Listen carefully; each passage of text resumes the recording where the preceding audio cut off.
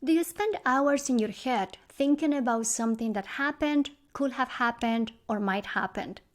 Do you ask others what to do so you don't make a mistake? Welcome to the Playing It Safe podcast. I am Dr. Z, your host. I am a clinical psychologist, an author, and a person that is super passionate about sharing with you science-based skills to overcome any type of fear-based struggles. Who doesn't experience fear? Who doesn't play it safe? In this show, we will discuss how fear-based reactions happen in day-to-day life, how playing it safe behaviors look like, sound like, and feel like, how you can put into action solid tips from behavioral science to get unstuck from worries, fears, obsessions, and anxieties, and how you can start doing what works, what matters, and what you care about. Behavioral science doesn't have to be boring. Thanks for listening, and let's get started. How do you become psychologically flexible in a way that you can do what matters without getting lost in your head? How do you live your values when things are stressful and overwhelming? How can you step back from all the noise that shows up in your head and do what matters? How do you distinguish a story that your mind tells you about who you are from your true self? How do you know when your actions are moves towards your values and when they are not? How do you know when avoidance is a values-based move? Today, in this episode of the Playing It Safe podcast, I am sharing with you a conversation I had with Lou Lasprugato. I hope I am saying his last name correctly. Lou is a marriage and family therapist. He practices in California and in Virginia. He is a peer-reviewed trainer in Acceptance and Commitment Therapy, ACT, and he's also a teacher of mindfulness meditation. Now, in this conversation, Lou and I chat a lot about self as a context versus self as a content. I know that sounds ultra fancy, but bear with me. Within acceptance and commitment therapy or acceptance and commitment coaching, there are 6 psychological skills that research has shown are fundamental for you to become psychologically flexible, so you can do more of what matters to you and you can be who you want to be. One of these skills is called self as a context. Within ACT, there is a distinction between self as a content and self as a context. I know sounds really jargony here. But basically, here's the idea. When you are consumed, caught, and trapped in self as a content, you believe the stories your mind tells you about who you are and you take them as the absolute truth. For example, you may believe that you are not good enough, that you are a mess, that you are unworthy, that you are bad at practicing sports. When you are stuck in self as a content, all what you are listening is to what your mind tells you. It's quite likely that you are neglecting and dismissing the uniqueness of that particular situation in which your mind is coming up with all those thoughts. You may be also dismissing your own learning history. And you're also dismissing one of the things that your mind is always doing. Minding, thinking, and thinking. Now, in ACT, self as a context is a much more flexible way of looking at yourself. Rather than being attached and consumed to those stories that your mind tells you about who you are, you understand yourself as always interacting with your environment, with a particular situation that you are encountering. So, self as a context allows you to observe yourself with openness, and instead of holding all those thoughts that your mind tells you about who you are as the absolute truth, You look at them in the context of what is happening in a given moment in your life. You look in the context of what happens before, what is your mind telling you, what's showing up in your body, what are you feeling, what you are sensing, and your responses. If you do X, what happens in your life? If you do Y, what happens in the moment? So, self as a context allows you to observe yourself with a lot of openness to what's happening around you in a given moment. Instead of holding on to the thought of I am not good enough as the absolute truth, you step back from the thought and you acknowledge the context in which your mind is telling you all those thoughts. What happens before? And you look at what you're feeling, what you're sensing, what's showing up in your body, and then you choose your response. So when you choose how to respond in that particular moment, you are not going along with the story that says, I am a mess, I am unworthy, because you're choosing your behavior. That's what is very important. That's the main difference between self as a content and self as a context. Because if you do exactly what the story about not being good enough tells you, you may not be doing the things that are very important to you. You may hide, you may isolate, you may not go out with your friends, you may avoid challenges. But if you learn to step back and hold the story in perspective, you may choose a different behavior, and therefore you are not dominated by that story. Your behavior is not dictated by that particular thought. In my conversation with Lou, we unpack what self as context is, and we also talk about how you can live your values as you move throughout your day. There is a huge difference between talking and thinking about your values and who you want to be and how you want to show up to your partner or how you want to show up to your kids or how you want to practice your spiritual life versus living those values. We all get busy. We go from one activity onto another one. You will hear specific examples of how you can choose your values-based moves, your values-based actions as you move throughout your day. And of course, because the podcast is focused on playing it safe moves, you will hear how avoidance, which is the mother of all playing it safe moves, can be adaptive, necessary, and it can also be a values-based move in some situations. I want to encourage you to listen to this conversation from the beginning to the end. And if you go to the website www.thisisdrz.com, you will find all the resources that we mentioned in this conversation, and you will also find a link for 10 ACT guided meditations facilitated by Lou. So make sure you check out the website. Okay, without further ado, I wish you a great week and let's jump onto the episode. Bye-bye. Maybe I can start by asking you, how was the ACT conference for you this year? Lovely. Actually, it was a mixed experience for me, to be honest. I moved the week after the ACBS conference. So I was incredibly busy and admittedly very stressed going into that conference. And I had quite a few events that I was either presenting or participating in this year.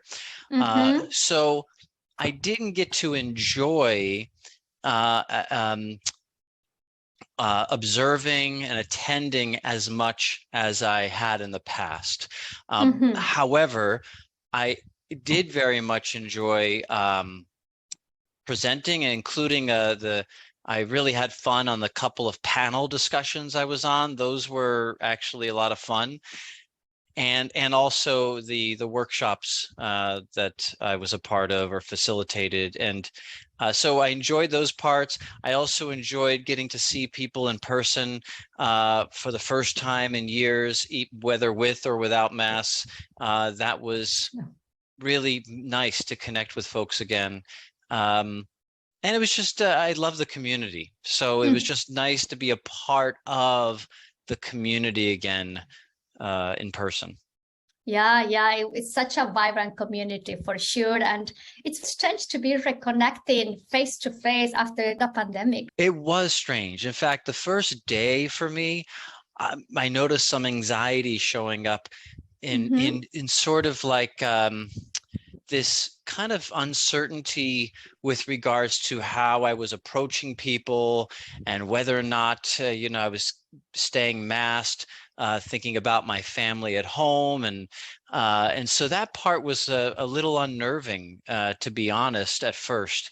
And also just, as far as greeting people, right? Wanting to respect how others wanted to be greeted, and as far as closeness, proximity. So those parts were kind of interesting to navigate in the first day. And then there was sort of a groove that ended up happening as time went on. But at first it was a bit unusual. And I will say this, like, what was most apparent to me was how overly stimulating it was, that the whole time really, but especially the first day or so, my senses were not used to that kind of stimulation. So it was kind of overwhelming at first. So I had to balance my connection time with, downtime by myself and in the hotel room. So that was important. I absolutely relate to that. I think that it was overly stimulating for myself, even though people don't believe this, but I'm more like on the shy side of things. So I love that socialization, that connection, but I need some reset time to slow down, step back. So I felt like that to the whole conference, just dancing a little bit, doing connecting, socializing, and taking a break to pause. Yes. Yes. If I can go back to something you mentioned, when you were connecting with people at a conference, there is all these thoughts, perhaps worried thoughts about, do I do handshakes? Do I give them a hug? What happens if someone is positive for COVID or they are symptomatic and they don't know? Do I bring the virus to my family? How did you navigate with all those thoughts that were popping up? Well, it's funny. All those questions you just asked, Patricia, were almost precisely the exact questions that were entering my mind that whole first day. So how did I navigate that? Well, I think just one at a time. So, the question would come up and in my mind, such as, okay, here's a dear friend I haven't seen in a while, and I'd like to connect with them, or I'd like to greet them. And I don't know if you recall, but there were these little stickers the colored stickers you can have on your name badge to determine kind of what you were willing to do. And what's interesting about that is I noticed that the majority of attendees had I guess it was the green color circle, which indicated hugs are fine, hugs are acceptable. And what I started to wonder was, because even for myself, when I went to grab a sticker, I was going to grab I think it was the yellow sticker, which was kind of like, yes, I'd like to connect, but want to do it somewhat cautiously. And that was because, once again, thinking of my family at home, and we were about to hop on a plane to fly across the country. And it was really important that we were all well to do that. That's what was on my mind at the time. So, but when I went to grab the yellow sticker, I realized that I wasn't seeing anyone with that color. Almost everyone had the green sticker on. And I was wondering if there was some influence, some influence happening with respect to people gravitating towards the green because everyone else was doing so. And so I thought that was interesting. But I kind of just, with each person I met, I just kind of greeted that moment and that person with a new choice. So rather than making any choice up front, every opportunity that presented itself, I would make a choice, and I try to make a conscious choice on the spot there, depending upon the circumstances, whether we were both masked, who the person was, etc. Which is a beautiful way to talk about ACT skills, since there is a lot of noise happening. There is a lot of facts that you have to decide what you respond to and what not, and which ACT process guide you to make that choice. So bringing my attention to the present moment. So we got the present moment here. And then, of course, there are values, right? So values related to kind of who I wanted to be and what I wanted to bring to that experience in that context, in the context of the conference, or in the context of that particular relationship as far as a particular person. So, and at times, like I have a dear friend, Philip, who I was really excited to see in person, and we hung out at my hotel room and caught up. And so my choice was very much influenced by values in connecting with him and our friendship. And even though there were certain worries present as well, they did not have as much of a, influence on my behavior with him, especially knowing that he also, was practicing certain safety measures on his own as well. So there's values at play. There's the committed action in terms of, here we are in this moment, whether I was presenting or meeting up with someone, or it was I knew I wanted to take action. I knew that I did not want my behavior totally under aversive control, right? So instead, I wanted it primarily under appetitive control of values. So I'd make choices to hug certain people at times, or to join certain get-togethers if once again, if it was meaningful enough for me to do that. And frankly, if I also felt like I was physically up to it and didn't need to retreat and recharge, back in my room. And so there's also a bit of self-care in terms of a value there too. So I was balancing connection and friendship, contributing with self-care. And then once again, these thoughts, these worries would be there. And if I was fully giving into those thoughts, well, then I wouldn't have been there to begin with, or I wouldn't have been connecting with folks. So for the most part, the thoughts kind of came and go. But there were times that I'd listen to the thoughts if they were useful. Like if I was in a huge crowd and most of the people were unmasked, and I wasn't presenting, but rather I was in the audience, I keep my mask on and, and be as safe as I could in that context, right? So sometimes I'd listen to those thoughts if they were useful. And then, of course, after that first day and all the stimulation and feeling a little overwhelmed by that, gradually I kind of settled in and was kind of making room for some of those more excitatory feelings, and just sort of breathing into them, and and continuing with one event and then the following event. And so there was acceptance there of the feelings I was experiencing as well. Although that first day, I would say there was probably a little bit of a struggle going on, frankly. Like I felt like my capacity to fully make room for my experience was feeling a bit overwhelmed. So there was a bit of a struggle there at first, I would imagine, if I looked back. And then finally, with self as context, the sixth process there in the model, I think one of the ways I've come to look at self as context is how we is an extension of ourselves from our bodies.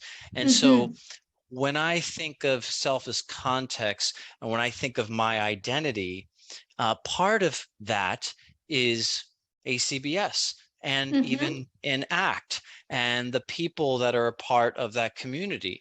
So there's an extension of myself that goes beyond my body.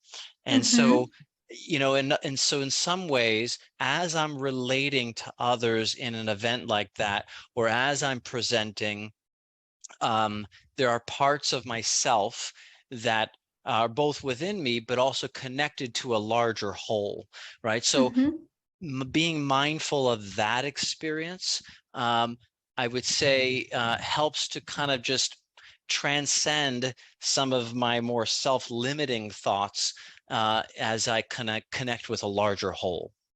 Mm-hmm, mm-hmm. Thank you so much for breaking down all the ACT processes. For people listening to us, when we think about acceptance and commitment therapy, we're thinking about the 6 processes: values, committed action, acceptance, contact with the present moment, self as a content, and I'm forgetting one. Which one is? Diffusion. Diffusion. Diffusion, a very Yeah. important one.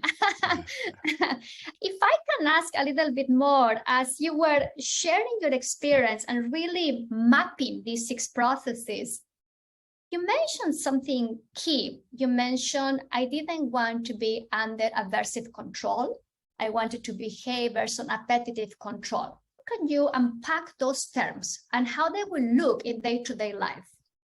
Sure. So with a appetitive control, so if I say I want my behavior to be more under appetitive control, what I'm saying is I want my behavior to be more under the influence of of things I want to move toward Mm-hmm. that are appealing. So we could think of appetitive as appealing, and appealing doesn't always mean pleasant. It can mean pleasant, but it can also mean meaningful. And meaningful can sometimes be uncomfortable, and yet that can be appetitive in that it's something that's important to me that I want to move toward.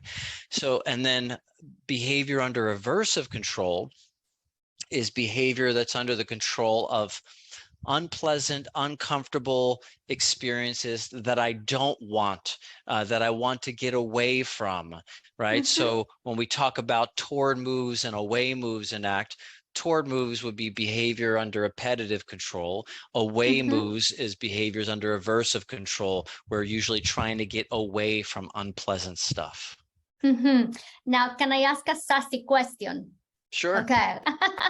I am thinking that in regard to fears, worries, and anxieties, the context or a setting or a situation defines what works in a given moment. It's never this black and white. On the one hand, we encourage people to face their fears in the name of their values, in the service of being who they want to be.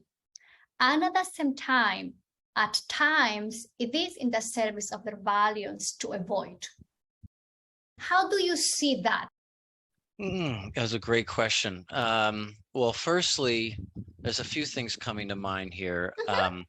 Firstly, when I think of making decisions guided by values or guided by fears, anxiety, worry, I think of, when it comes to survival, when it comes to, surviving an actual physical threat of some kind, um, those are situations where ideally we want our behavior to be under aversive control, under the control of fears, worries, anxieties that might be functioning to protect us from harm, right? Mm-hmm. So, and if we care about our life, if we care about our well-being, that could be an example of a behavior that's both values guided, but also under the aversive control of fear, anxiety, and worry. So there's a little bit of both. So that's where, as you pointed out, it's not always black and white. There can be overlap, and our behavior can have multiple functions to it, right?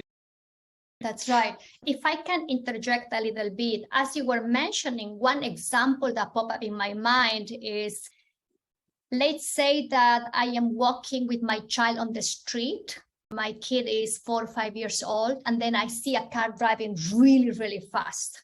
And then I had this intense experience of fear. What if this car hits my kid or there is an accident? So I may grab the kid very quickly. Perhaps that's one example in which my behavior was under aversive control in the service of protecting my kid. Will that apply? Yeah. Beautiful. It's a great example. Yeah, I wholeheartedly agree. Yeah, just like that, right? Yeah, it's a great example.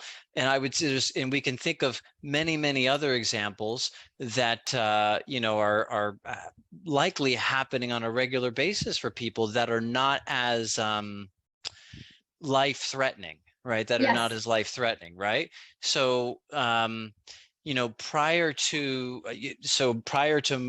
this move to Virginia, the last many months of my life out in California, there was a lot of anxiety and worry going on regarding the move, regarding buying a new home, selling our home, right? Selling our vehicles, getting new vehicles because we didn't transport them across, getting my son situated in school. And then the biggest worry for me was regarding my older son and whether or not he was going to transition and acclimate well to this new environment, given he had such a strong foundation of friendship where we did live.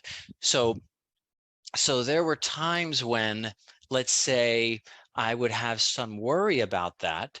And even though much of the time it was unhelpful, it would motivate me to look into a karate dojo in the new area we were moving to, or to get him signed up for cross country. It sometimes would motivate me to take those actions because I knew that they could be helpful to him acclimating and transitioning in this new environment. So even though there were also values involved with that, part of my behavior was under aversive control, but ultimately helpful, ultimately workable in that context. Does that make sense? It does. That's a beautiful example of a non-life-threatening event involving fears. If we can unpack this a little bit, you mentioned moments ago the word function, and looking at the function of a behavior. How would you explain that to a person that doesn't have any behavioral background? Sure. I've learned to look at it in kind of two different ways, right? So we can look at function as, when it comes to human behavior, as what are we trying to get or get away from? So what are we trying to get or get away from? Another way to look at it is, what is the purpose of my behavior? What am I trying to do? What am I trying to achieve? But we can also look at function as effect. What's the effect of my behavior? What effect is it having on me or my environment, right? So I think ultimately, if we kind of look at this from a traditional behavioral lens, I would think that we would refer to function as effect. What kind of effect is the behavior actually having? What are the consequences of that behavior, in other words? But I'm also interested, when our mind is worrying about something in the future, I'm also interested in what it's trying to get or get away from. What might be the purpose or the intention of that worry? Because there's function inside of that. And oftentimes I'd like to think in terms of the 3 Ps. Our mind is trying to prepare us, it's trying to protect us, or it's trying to prevent something from happening, right? Trying to prepare, protect, or prevent. And so we can look at those purposes as functions as well, even though it might not necessarily be having the outcome of actually protecting us from anything. I absolutely love the 3 Ps. That's very, very clever. And I am thinking about our audience. And they just hear this beautiful description of looking at the function, effect, impact, consequence of how you behave. Why in the world that will be helpful to them? I know it's helpful for us because that's how we think, right? We breathe and live behaviors. But for people that are not very familiar, why in the world they have to be thinking about that? Oh, that's a great question. I think it could be helpful in at least two ways. Mm-hmm. One is that it can have kind of a normalizing effect. So if we are able to step back from our mind and see what it's attempting to do, and it's usually attempting to do something for us, and recognizing, there's my mind attempting to, protect my son. There's my mind attempting to prepare me for his grief. There's my mind attempting to prevent him from being socially isolated, right? So these are actual examples of what my mind was doing in the months prior to the move. So that had kind of a normalizing effect on me in that I recognize, my mind is really just trying to help me out here, even though it might be keeping me up at night at times. But and then the other way it could be helpful is we can pivot. And so if our mind is let's say it's, well, what if my son has a hard time and he's isolated after we move, as an example. Now, to sit there and let that kind of spin out of control is not likely going to help me very much or him very much at all. However, if I can pivot to do something useful with that worry, such as reaching out to, like I said, martial art dojos in the area to see if he can, get connected in that way, well, then I was able to make use of that worry in a way that could be helpful to me and my family. That's So beautiful. in other words, there's energy inside of those worries. And when it's trying to prepare, protect, or prevent, there's energy in that. And we can if we can harness that energy and then channel it in a useful direction, well, then, that ultimately we're once again, we're making use of something that otherwise would be overwhelming or unhelpful. It's a beautiful lens to understand the choices we make, how we behave, because I think many times other approaches will be looking at our behaviors as good or bad, healthy or unhealthy. And within ACT, we're really looking at what's the impact? How is this behavior helping me to be who I want to be, or is taking me away? And if I can ask a little bit, one of the situations sometimes I encounter in my work with clients is that when we practice some exercises to watch our mind, it feels a little bit counterintuitive. It feels a little bit odd. We live in the information era, and we have been socialized to respond to thinking with more thinking. I think we are the epiphany of what Descartes says. I think, therefore I exist. What was your personal journey in terms of learning to watch your mind? I think learning to watch my mind came out of a Buddhist practice starting in like 2001. Around 2001. I had moved from Delaware to Boston to go to graduate school for my master's in counseling psychology. And I became very interested in exploring my spiritual self. And so I started kind of attending different spiritual kind of gatherings. And I landed in Shambhala Buddhism for a short while. And mainly, while I didn't get too deep into the historical teachings, I did attend every week a group meditation practice and began watching my mind for the first time. All right. So that's how I started to be able to kind of access this observing self, as we call it in ACT, to step back and just watch my mind, and also to see how active my mind typically is, which was kind of a wake-up call when I first encountered that. Can I ask a little bit about the type of meditation exercises you started with? Sure, yeah. So it was called shamatha meditation, and it basically, it's kind of just a calm observing. I don't know exactly how it translates, but that's how I remember it, kind of a calm witnessing. So we would usually start with like a focus on the breath, on our breathing, and then be instructed to simply observe our, oftentimes it was internal experiences, but there were times we go for meditation walks and also practice with external stimuli. But oftentimes it was observing our inner world, and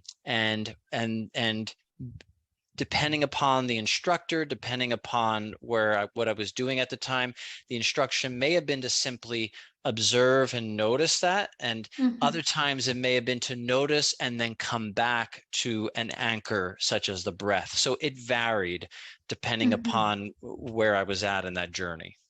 Sounds beautiful. Sounds very, very impactful.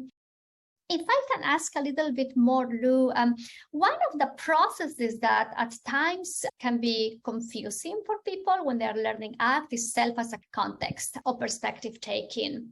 And that's something you mentioned before, that you see as an extension of your body, as stepping back. And that's another process that sometimes people struggle experiencing a time or noticing or making sense of, because our mind, of course, needs to make this logical sense of everything. What would you encourage them to do or to practice? How will it look like, this process of self as a context? So, yeah, self as context is usually known as the trickiest process in the ACT model. And I think more so than any of the other processes, it can also have different forms and functions. So as far as self as context, we can look at this simply as this observing self that we've talked about. And with respect to these what if worries that come up, being able to kind of just observe worries as from this perspective of an observer, of a witnesser. So in other words, for example, we might just pause and see if we can notice the very next thought that shows up. And it's the noticing part of us that is self as context, that's able to see that thought. Now we can quickly slip right back into thinking. So this observing self is very elusive for most of us. It's not something we can hold on to or grasp.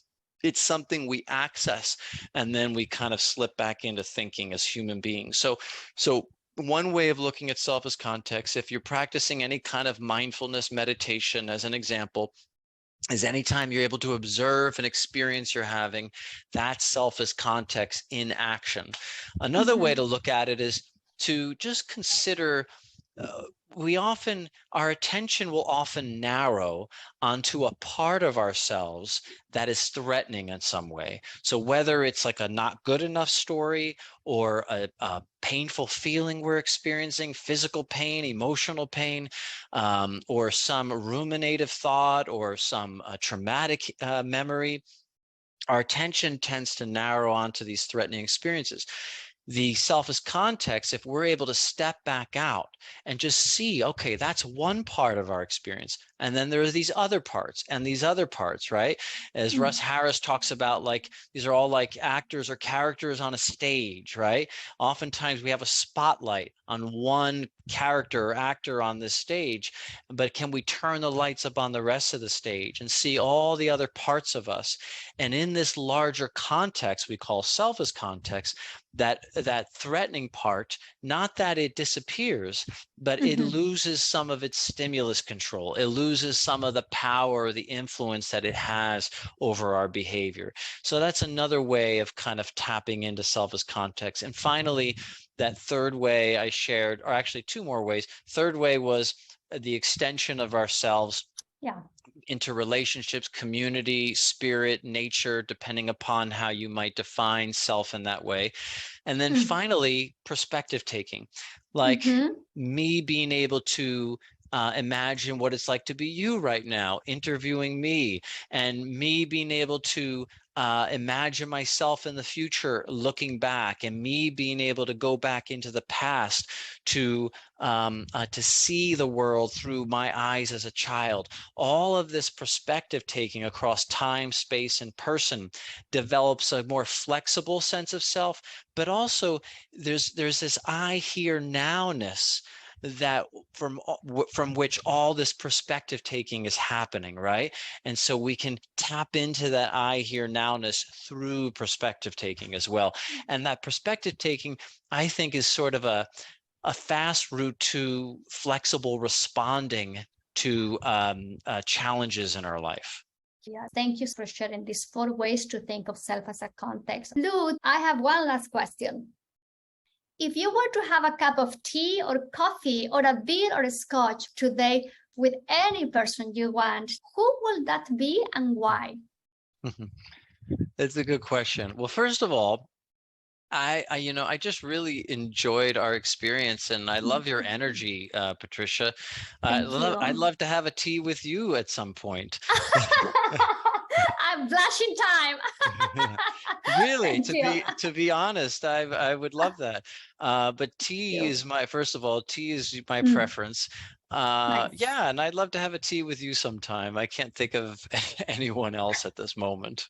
That warms my heart, makes me smile, and makes me blush all together. And I welcome the chance for us to have a cup of tea. Yeah, no, that'd be great. And to add to that, in the service of the perspective taking we were just talking about, I would also say I'd love to have a cup of tea with my son in the future. So when he's a young adult, I would look forward to having a cup of tea with him at some point. Love it. Thanks for listening. If you like this episode, I will very much appreciate it if you will subscribe and share this podcast with your friends. And if you're feeling extra generous, I welcome a review on Apple Podcasts. Show notes of this episode are in the website playingitsafe.zone. Make sure to subscribe to my newsletter so you can receive more tips to stop all types of unworkable playing it safe actions. See you soon!